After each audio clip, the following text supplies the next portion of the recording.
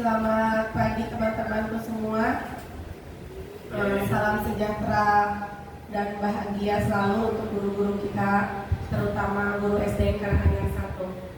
Alhamdulillahirabbil alamin. Segala puji bagi Allah, Tuhan semesta alam yang masih memberikan kepada kita nikmat, salah satunya nikmat sehat sehingga kita bisa berkumpul di tempat yang insya Allah diridhoi olehnya. Amin amin ya rabbal alamin.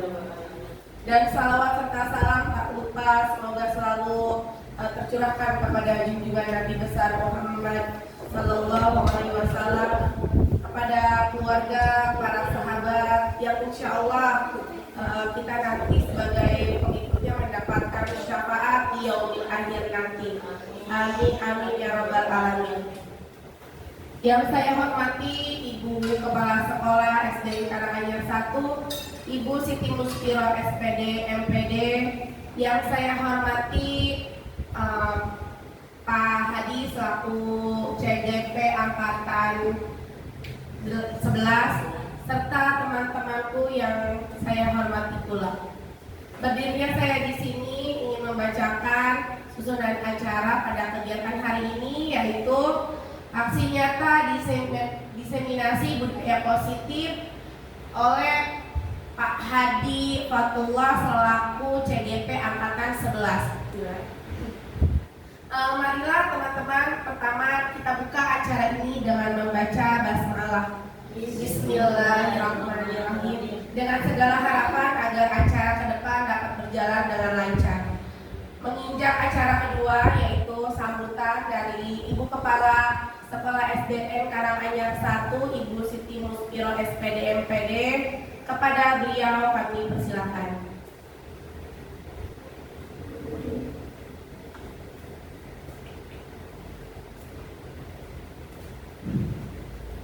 Bismillahirrahmanirrahim. Assalamualaikum warahmatullahi wabarakatuh. Waalaikumsalam warahmatullahi wabarakatuh. Selamat pagi, salam sejahtera bagi kita semuanya.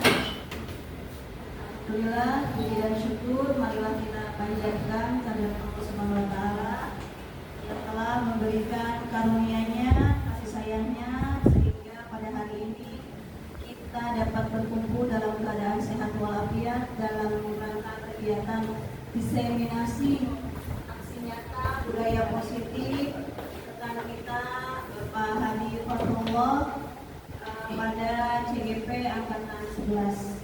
Salawat beserta salamnya marilah kita curahkan kepada baginda kita Nabi besar Muhammad Sallallahu Alaihi Wasallam.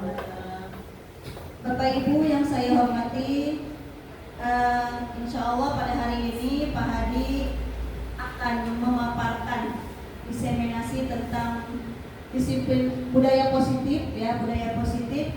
Semoga nanti apa yang Pak Hadi sampaikan akan memberikan masukan untuk kita semuanya, terutama memang kaitannya dengan budaya positif dengan kita sebagai pegawai ASN, pegawai di pemerintahan Kota Tangerang yang kaitannya dengan absensi, ya, yang baru-baru ini memang sangat sedang dipantau oleh pemerintah Kota Tangerang. Harapan saya ketika Pak Hadi sudah menyampaikan tentang budaya positif ini akan memberikan efek yang baik bagi diri kita pribadi tentunya, ya, dan umumnya untuk anak-anak kita peserta didik di SDN Karanganyar 1. Mudah-mudahan nanti yang Pak Hadi sampaikan ini banyak memberikan masukan-masukan, banyak membuka mindset kita tentang budaya positif, dan kita pun tergerak untuk melakukan hal-hal yang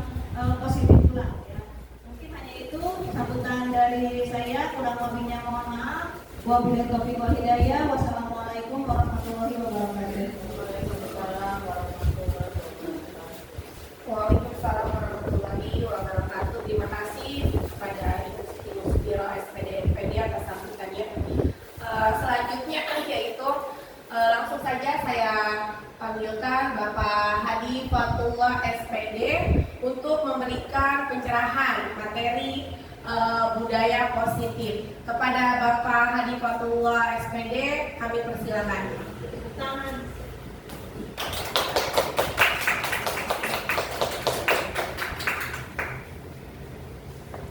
Bismillahirrahmanirrahim. Assalamualaikum warahmatullahi wabarakatuh.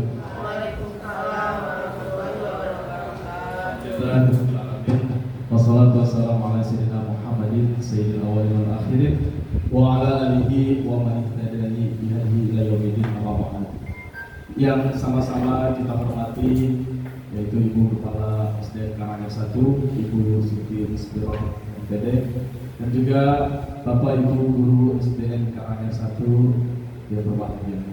Puji syukur kepada Allah Subhanahu wa taala atas segala limpahan rahmat curah hidayahnya sehingga kita dapat berkumpul di tempat ini, yaitu dalam rangka kegiatan kami berbeda saya, yaitu aksi nyata diseminasi budaya positif di SD Negeri Karanganyar 1. Salawat dan salam lalu juga kita sampaikan kepada junjungan baginda Nabi kita Muhammad SAW, kepada keluarganya, sahabatnya, dan juga mudah-mudahan sampai kepada kita semua umatnya. Baik Bapak Ibu yang hormati, pertama saya ucapkan terima kasih yang sebesar-besarnya atas waktunya dan juga kehadirannya pada hari ini. Mudah-mudahan ya apa yang Bapak Ibu lakukan dapatkan pahala dari Allah Subhanahu wa taala. Amin. Baik, langsung saja pada kesempatan hari ini saya akan menyampaikan aksi nyata dari diseminasi budaya positif ya. Oke. Iya, biar nggak tegang kita ice breaking dulu. Kita ice breakingnya ada dua. Yang pertama ini sudah sering kita lakukan ya, kita bareng-bareng kalau topok 1 kita tengah ya, topok 1 topok 2 kanan kiri, topok 3 kanan kiri atas, topok 4 kanan 2 kiri 2, dan topok 5 kanan 2 kiri 2 atas. Kita coba sama-sama ya biar semangat ya, biar nggak tegang. Oke, nggak usah duduk aja ya, nggak usah berdiri ya, biar nggak tegang, biar kita bisa konsentrasi. Tepuk 1, tepuk 2, nah, tepuk 3, tepuk 4, tepuk 5, tepuk 3, tepuk 1, tepuk 5 2 kali. Oke, ya. Konsentrasi. Sekarang yang kedua. Selanjutnya yang kedua. Kita ice breaking botak, batuk, batik. Udah pernah belum? Kalau botak pegang kepala. Botak kan kepala ya, rambutnya. Nah, batuk pegang mulut. Gini ya pegangnya. Botak, batuk, batik. Harus itu pengen di batik. Kalau batik pegang baju. Siap? Konsentrasi. Oke, siap ya. Tangan di bawah aja pegang batik aja. Siap? Botak. Cakep. Batuk. Cakep ya gerakannya ya. Batik. Mana tangan ada. Botak. Batik. Batuk. Batik. Botak. Batuk. Batik. Botak. Iya, ada tepuk tangan. Berarti sudah siap ya, sudah siap untuk menerima materi yang sudah berkonsentrasi. Baik, Bapak Ibu kita lanjut.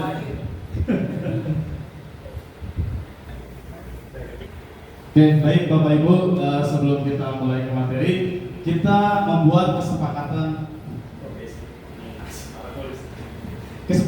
forum kita pada hari ini ya, masa diseminasi.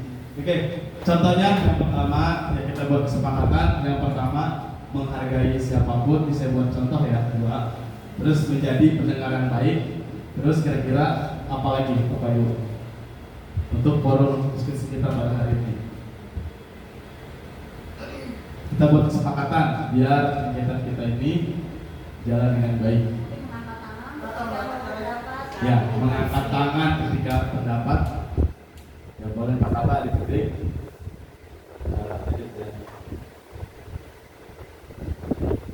Mengangkat tangan ketika berpendapat. Yang lain ada? Ayo, Bapak Ibu, kita buat kesepakatan sama seperti Ibu membuat kesepakatan pada murid di kelas seperti itu. Mengangkat tangan ketika berpendapat.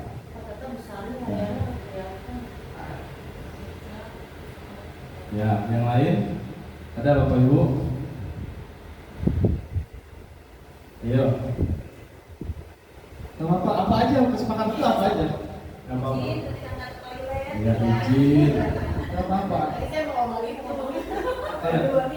Serius tapi santai. Itu kesepakatan gak apa-apa. Namanya kesepakatan itu apa aja. Boleh sambil ngemil, boleh sambil makan, itu gak apa-apa. Itu kesepakatan. Iya, itu gak apa-apa. Ya, ya izin ketika pergi ke toilet. Serius tapi santai. Serius tapi santai. Boleh makan, boleh minum. Ya, terima kasih Pak Data ya. Serius tapi santai, cukup segitu Pak Data ya. Oke, ini udah kita buat kesepakatan ya. Jadi yang pertama kita menghargai siapapun, yang kedua kita menjadi pendengar yang baik, tiga mengangkat tangan ketika berpendapat, keempat izin ketika pergi ke toilet, dan juga kelima serius tapi santai. Ya, baik next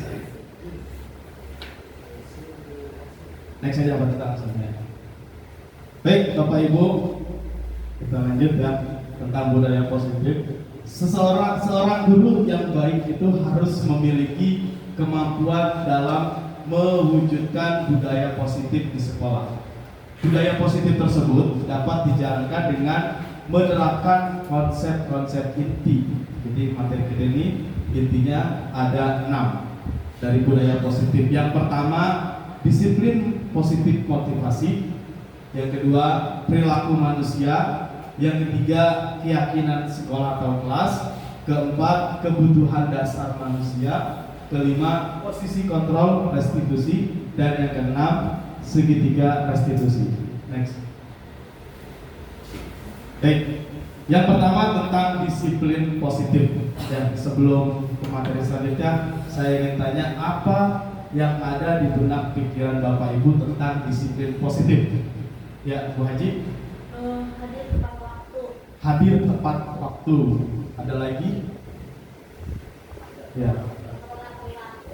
Mengelola perilaku. Ada lagi? Membentuk sikap yang mandiri. Ya, betul sekali ya Bapak Ibu. Itu termasuk bagian dari disiplin positif. Sekarang kita next. Apa itu disiplin positif? Nah, disiplin positif merupakan suatu cara penerapan disiplin yang mengajarkan anak bertanggung jawab dan menumbuhkan kesadaran diri berdasarkan nilai-nilai kebajikan. Jadi tadi apa yang sudah diungkapkan itu masuk dari semua.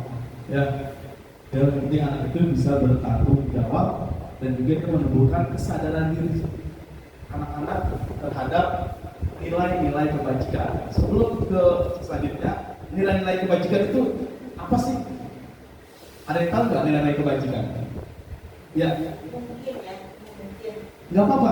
Kita apa saja ya? Yang dimaksud nilai-nilai kebajikan itu nilai-nilai yang mengarah ke arah positif. Ya, ke arah positif. Boleh contohnya apa saja? Misalnya kita menerapkan ke anak atau mengarahkan anak di kelas untuk saling menghargai. Saling menghargai, betul.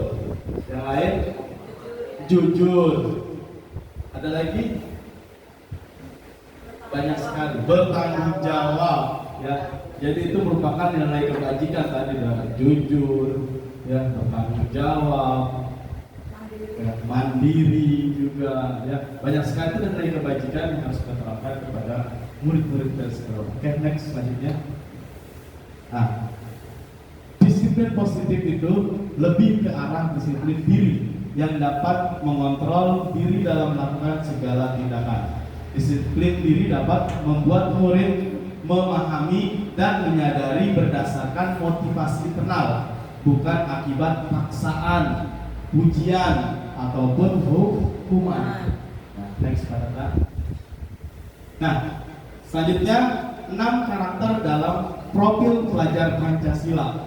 Yang ini kita udah nggak asing lagi ya untuk profil pelajar Pancasila, karena 6 profil ini kita ada di penilaian akhir kita mau dirapot ya, harus mengarah ke 6 profil pelajar Pancasila. Ada beriman pertama kepada Tuhan Yang Maha Esa dan beranak mulia, mandiri, berkebinekaan global, bergotong royong, kreatif, dan bernalar kritis. Nah, tadi saya sebelumnya sudah menanyakan tentang nilai-nilai kebajikan. Nah, nilai-nilai kebajikan itu ada hubungannya dengan profil pelajar Pancasila. Contoh tadi Bu Haji jawab apa? Saling menghargai. Saling menghargai di mana maksudnya, Bapak Ibu? Saling menghargai. Beriman, bertakwa kepada Tuhan Yang Maha Esa dan berakhlak mulia itu saling menghargai. Kemudian tadi ada yang bertanggung jawab. Bertanggung jawab di mana adanya? Mandiri ya. Terus bergotong royong itu tadi kerjasama, masuk ke bergotong royong. Jadi ada hubungannya nilai kebajikan ini kepada 6 profil pelajar Pancasila. Itu ya Bapak Ibu ya. Next. Nah, selanjutnya yang kedua itu motivasi perilaku manusia. Tunggu kata saya. Jadi seperti biasa saya bertanya dulu, yang apa yang ada di benak Bapak Ibu tentang motivasi perilaku manusia? Apa sih motivasi itu? Dorongan, dukungan, keinginan, harapan. Banyak sekali. Sekarang saya mau bergantian, saya mau bertanya lagi. Ya, Bapak Ibu datang ke sekolah itu berdasarkan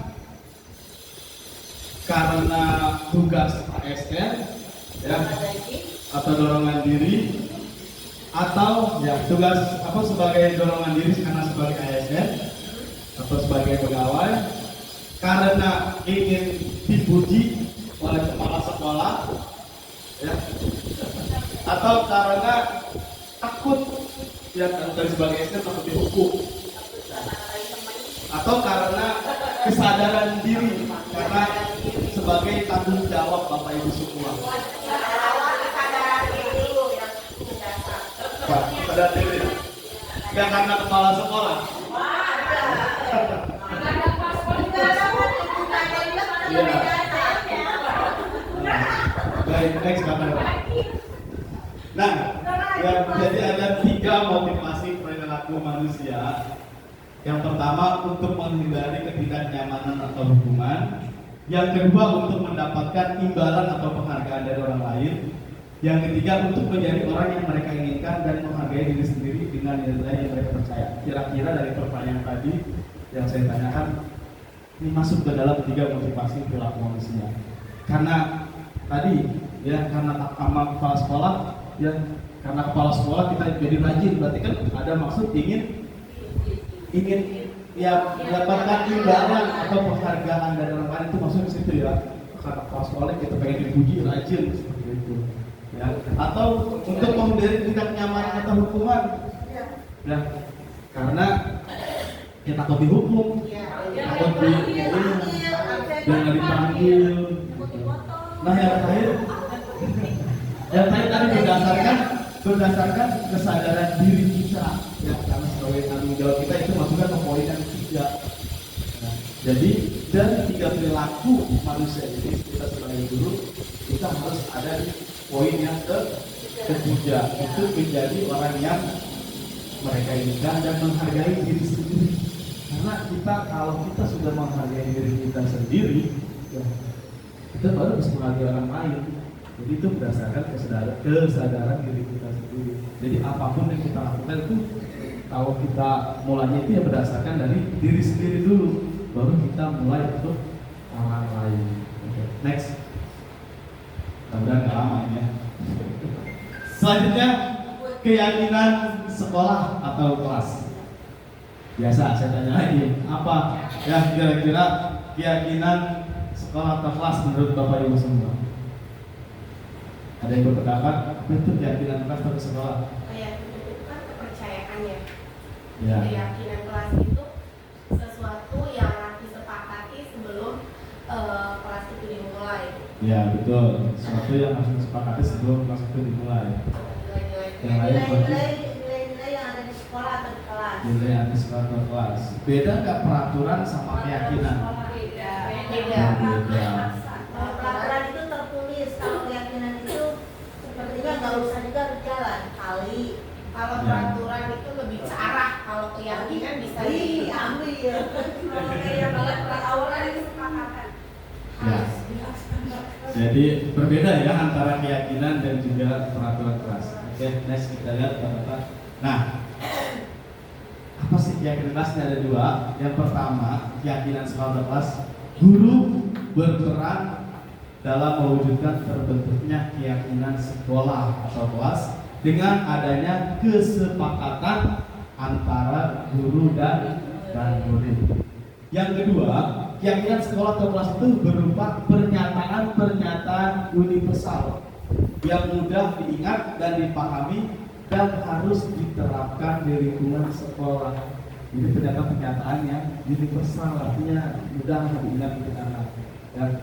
Terus biasanya menggunakan bahasa yang universal. Ya kalau kita biasanya kalau pakai bahasa jangan buang sampah atau tidak boleh buang sampah, tapi bahasa yang betul buanglah sampah. Lebih universal. Next, ini contohnya. Ya ini contoh yang saya buat. Ya, saya buat cuma saya nggak punya kelas, kelas saya banyak. Ya, 1 sampai 6. Ya, jadi saya buatnya buat semua. Saya nggak punya kelas. Ya. Tulisannya kecilan ya Bu Haji ya. Ya ini kayak kelas untuk mapel PJOK STNK-nya 1. Kalau saya buat bekerja sama menjaga kebersihan kelas, jadi untuk semua. Ya. Menjaga dan meletakkan barang sesuai tempatnya. Ya termasuk alat olahraga kalau saya. Ya mengerjakan tugas tepat waktu. Ya. Saling peduli, menghargai dan membantu satu sama lain. Ya. Tepat waktu dan aktif di kelas. Itu kalau saya buat keyakinan. Sebagai contoh yang saya ambil dari lain ya, di setiap ada anggota kelas yang belajar senang. Ya itu contoh yang lain. Tapi kalau saya buat yang ini. Oke, next. Nah, selanjutnya ini tentang kebutuhan dasar manusia. Apa itu kebutuhan dasar manusia? Ya, bagi kebutuhan yang amat sangat krusial yang dibutuhkan oleh kita, misalnya kayak hargaan, memenuhi keinginan, hiburan, kayak gitu. Ya. Yang lain ada kebutuhan dasar manusia. Kebutuhan kita itu apa sih? Kebutuhan yang hampir dibutuhkan oleh orang. Kebutuhan yang hampir dibutuhkan semua orang. Apa tuh kira-kira? Makan itu kebutuhan kita. Ya. Nanti ada tahapannya. Oke, kita lihat ya selanjutnya. Nah, ada pernyataan ketika seorang murid melakukan suatu perbuatan yang bertentangan dengan nilai-nilai kebajikan atau melanggar peraturan, hal itu sebenarnya dikarenakan mereka gagal memenuhi kebutuhan dasar mereka. Intinya itu kebutuhan dasar. Oke, next. Manusia itu ada yang pertama yang pertama itu bertahan hidup. Tadi contohnya makan, ya. Buat kita sehari-hari kita punya rumah, itu namanya kebutuhan bertahan hidup. Yang kedua, kasih sayang dan rasa diterima. Ya, jadi kita punya rasa itu kita pengen dikasih sayang sama orang. Ya, terus apa yang kita pengen diperhatikan orang, terus apa yang kita lakukan itu punya rasa diterima orang lain atau dihargai orang lain. Ya, dan juga penguasaan. Ya, apa penguasaan? Jadi kita tadi ya termasuk yang apapun yang kita miliki ini yang ada di diri kita itu kita kayak rasa pengen dipuji sebenarnya atau rasa ini dihargai lah ya. Gitu. Kemudian kebebasan itu kayak murid-murid kita dia kayak pengen bebas, kadang nggak mau diatur, dia punya rasa pengen mau dia sendiri gitu, itu kebebasan. Dan juga kesenangan itu kadang apa yang dia lakukan menurut dia itu benar gitu. Jadi dia mencari kesenangan diri dia sendiri. Ya itu kebutuhan dasar manusia. Next. Nah, selanjutnya posisi kontrol restitusi. Apa itu posisi kontrol restitusi? Enggak posisi kontrol. Ya, restitusi apa sih restitusi? Ayo. Iya. Mungkin ya. Apa Pak Tata? Mungkin ada batasan. Penghukum. Ya, hukuman. Restitusi itu hukuman. Tapi ya kalau di budaya positif itu kita merubah, ya bukan lagi menghukum, tapi apa? Kita sekarang nggak bisa. Nah, sekarang itu dihukum itu udah nggak bisa. Dan bahasa akhirnya kita apa? Menyadarkan gitu ya. Ya seperti kita menyadarkan konsekuensi. Sekarang diganti bukan hukum tapi konsekuensi. Seperti misalkan kalau kita kan suka apa juga kalau kita mau hukum itu kan kamu nih tapi menghakimi tapi diganti dengan konsekuensi. Jangan nanti kalau kamu ini kamu bisa seperti ini. Ya kayak nasihat lah seperti itu. Yang next pada. Nah, ini jadi posisi kita itu sebagai guru, ya kita ada di posisi kontrol restitusi. Nanti kita ada di mana sih harusnya posisi kita sebagai guru? Yang pertama, guru sebagai penghukum. Yang kedua, guru sebagai pembuat merasa bersalah. Kalau kita guru sebagai penghukum tadi ya, contohnya kita tuh hukum berdiri kamu di depan kelas, angkat kedua kaki. Kalau zaman dulu gitu ya, angkat yang dua kaki, angkat satu kaki, tangan di telinga. Iya, itu sebagai penghukum ya. Sekarang udah nggak boleh kan seperti itu. Terus guru sebagai pembuat merasa bersalah. Ya, ada tahapan-tahapan penguasa itu kita pakai bahasa yang jadi itu dia merasa kalau itu bersalah seperti itu. Ya, kemudian guru sebagai teman. Ya, kita kalau pendekatan itu kita sama murid tuh kita anggap sebagai teman. Ya, kemudian guru sebagai pemantau. Pemantau itu apa? Kita cuma melihat, ya, menilai. Dan yang terakhir guru sebagai manajer. Di mana sih nanti posisi kita? Ya, 1, 2, 3, 4 atau ke 5. Kayak next banget. Nah, ini ada apa ya? Tabel 5 posisi kontrol. Ya, kalau misalnya kita sebagai penghukum, tuh kayak kita kalau guru berbuat apa? Menghardik, menunjuk-nunjuk, menyakiti, menyindir, tentu sebagai penghukum contohnya. Kalau sebagai pembuat rasa bersalah, kita kasih ceramah. Seharusnya kamu seperti ini, ibu kecewa, bapak kecewa karena kamu telah berbuat seperti itu. Ya.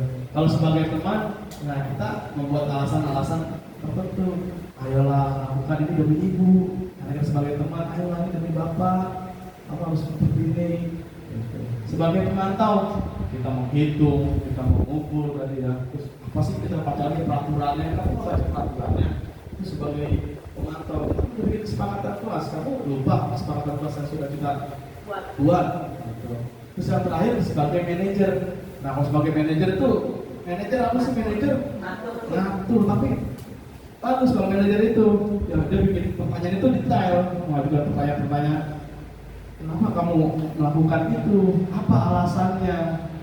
Kita jadi detail nadanya, ya kan? Seperti apa nanti kalau kamu melakukan itu, nanti kamu bagaimana harus sampai dia itu merasa tidak mau melakukan lagi, gitu kan? Ya, nanti akibatnya apa? Nanti seperti apa?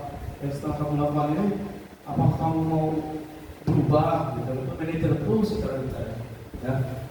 Terus kamu meyakini semua ditanyain sebagai manajer. Ya, next pada.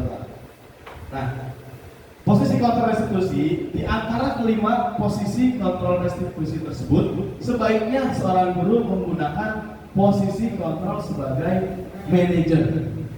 Ya, karena mencakup semuanya. Itu ya.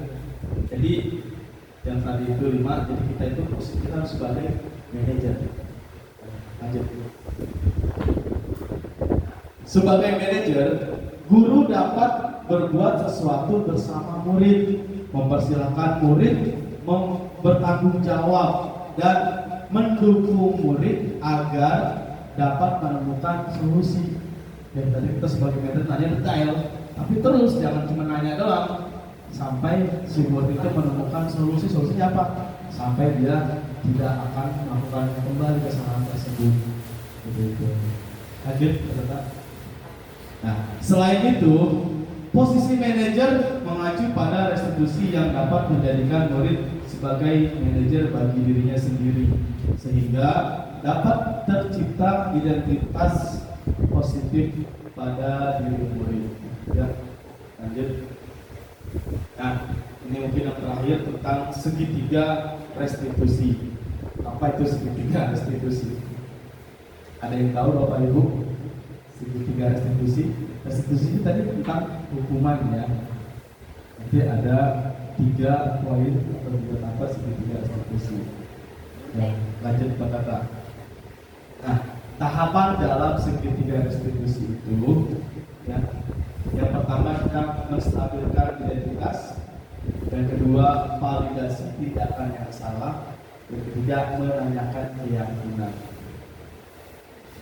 Lanjut. Apa sih menstabilkan identitas? Menstabilkan identitas dilakukan berdasarkan prinsip bahwa membuat kesalahan adalah bagian dari proses pembelajaran yang nantinya akan menggeser identitas gagal ke arah identitas sukses. Ya, jadi itu menstabilkan identitas. Lanjut. Yang kedua, contohnya ini contohnya yang masih menstabilkan identitas. Contohnya berbuat salah itu hal yang manusiawi, tidak ada manusia yang sempurna. Kita pasti bisa menyelesaikan permasalahan ini. Bapak atau Ibu tidak tertarik untuk mencari tahu siapa yang benar, siapa yang salah. Bapak Ibu lebih tertarik untuk menyelesaikan masalah. Kalau kamu menyalahkan diri sendiri terus-menerus, apakah kamu bersikap baik pada diri sendiri? Artinya kita kalau itu salah, kita bukan nyalain lagi. Ya. Jadi kan tugas kita menstabilkan identitas. Jadi kalau kamu udah salah, kita nyalain lagi, udah asal mana? Itu makin parah. Jadi tugas kita itu kita menstabilkan identitas dan kita mencari masalah dengan cara kita cari tahu, gitu. Kita untuk bersikap baik lah antara itu. Ya. Lanjut. Validasi tindakan yang salah dilakukan berdasarkan prinsip bahwa setiap perilaku berupaya memenuhi satu kebutuhan tertentu, sehingga guru atau orang tua akan bergeser dari pemikiran stimulus respon menjadi proaktif, serta akan lebih mengenali dan mengakui kebutuhan murid atau anaknya. Yang sudah kita di sekolah juga nanti ada dorongan orang tua di rumah. Lanjut. Validasi tindakan yang salah. Kamu pasti punya alasan. Ya, tadi kedua ya. Ini contohnya, kamu pasti punya alasan mengapa melakukan apa yang penting bagi kamu. Kamu boleh tetap berusaha menjaga sikap itu, tapi tambahkan sikap yang lain yang baru. Mengapa kamu belajar cara lain untuk mendapat yang kamu butuhkan tanpa harus memukul. Contohnya misalnya kasus memukul, ya kita untuk validasi tindakan yang salah, kesalahannya itu memukul. Kita cari tahu alasannya, kenapa kamu bisa memukul. Seperti nggak sih mukul itu, apalagi mukul orang lain, gitu ya. Lanjut, gimana? Yang terakhir menanyakan keyakinan, yang poin ketiganya. Menanyakan keyakinan dilakukan dengan memberi pertanyaan-pertanyaan bermakna kepada murid atau anak untuk memunculkan motivasi secara intrinsik sehingga mampu mengaitkan keyakinannya dengan tindakan yang salah. Ketika anak itu salah, keyakinan apa sih yang kamu pahami atau kamu lakukan? Saya saling misalkan tidak menghargai orang lain, Pak, karena saya bermain bola di kelas, teman saya jadi terganggu, gitu kan? Ya, jadi kita mengkait-kaitkan tuh kesalahan dengan kesalahan dia. Lanjut. Nah, contohnya ini ya, apa nilai yang kita percaya di sekolah kita atau nilai-nilai apa yang telah kita sepakati? Ya, ini tadi ya. Kelas yang ideal itu seperti apa sih? Kamu ingin jadi anak seperti apa? Apa yang kamu rasakan? ketika kamu melakukan telah mukul orang, apa sih kamu rasakan? Saya suka mukul dia, atau karena dianya mulai, karena suka seperti itu ya, dia nyari gara-gara duluan. Ya, apa yang kamu ketika kamu melakukan itu, kamu menjadi orang yang seperti apa? Apa menjadi jagoan atau itu pendekatan yang kita lakukan pada murid kita. Selanjutnya Bapak. Terima kasih. Alhamdulillah. Ini sudah terakhir, terima kasih. Jadi Bapak Ibu, tadi itu ya tentang budaya-budaya positif yang harus kita lakukan di sekolah. Yang intinya kalau tadi dari segi tiga institusi maupun positif kita tadi sebagai manajer ya, artinya ini semua kita lakukan tentunya untuk murid-murid kita supaya lebih baik lagi. Ya, sekarang itu udah tidak jangan lagi istilah hukuman, tapi kita ganti dengan konsekuensinya seperti itu. Ya, Bapak Ibu ya, terima kasih atas kesempatan hari ini. Ya, ini ada sesi tanya jawab nggak ya? Gak usah, refleksi aja Ibu ya. Ya, terima kasih Bapak Ibu. Inilah presentasi hasil nyata destinasi yang saya lakukan. Mudah-mudahan bermanfaat untuk kita semua dan juga bisa kita terapkan di sekolah kita, khususnya SDN Karanganyar 1, dan juga bisa kita terapkan dalam diri kita untuk kita pribadi dan untuk kehidupan kita sehari-hari. Ya, terima kasih Bapak Ibu semuanya. Saya akhiri bila taufiq wal hidayah. Wassalamualaikum warahmatullahi wabarakatuh. Waalaikumsalam warahmatullahi wabarakatuh. Ya, terima kasih. Coba kita beri aplaus dulu untuk Pak Haji. Luar biasa ya atas materi yang telah dipaparkan. Semoga ini menjadikan membuka wawasan kita tentang guru masa kini ya Pak Hadi ya, yang memfasilitasi atau kita menjadi manajer untuk para peserta didik kita seperti itu. Semoga apa yang telah Pak Hadi sampaikan bisa dapat kita terapkan di dalam tugas kita atau dalam kehidupan sehari-hari. Baiklah Ibu dan Bapak guru. Oh iya, saya akan menunjuk apa mau ditunjuk apa, silakan yang mau memberikan refleksinya terkait tadi materi-materi. Silakan mungkin dari depan ya, Bu Rahmat. Kita refleksi tadi kegiatan seperti apa. Berdiri bang, Berdiri di depan, baru kena video.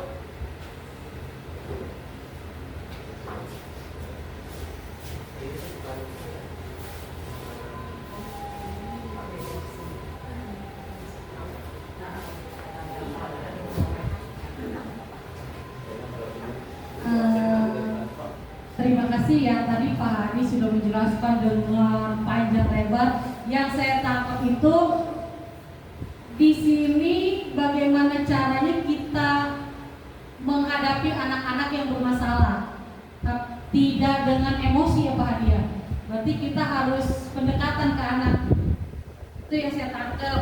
Ya mudah-mudahan nanti ke depannya saya menghadapi anak-anak lebih dengan sabar, dengan pendekatan yang lebih baik lagi, tidak dengan emosi saya omelin gitu ya.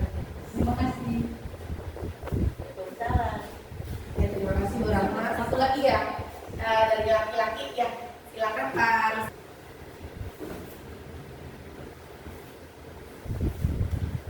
Assalamualaikum warahmatullahi wabarakatuh. Materi yang saya terima mungkin untuk kedepannya, untuk apa namanya, bukan hukum ya, meluruskan kesalahan-kesalahan di anak itu dengan cara yang caranya lembut, jangan dah kasar, jangan dikasari lagi gitu.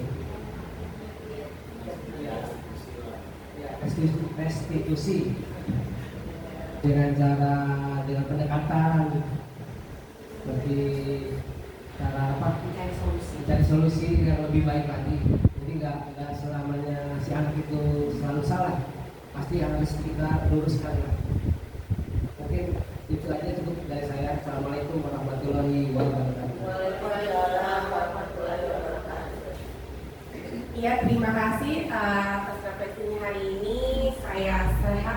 Saya senang, kami bahagia mendapatkan materi ini. Semoga dapat bermanfaat. Segala kekurangan hanya dari saya dan segala kesempurnaan itu milik Allah. Saya pamit undur diri. Wassalamualaikum warahmatullahi wabarakatuh.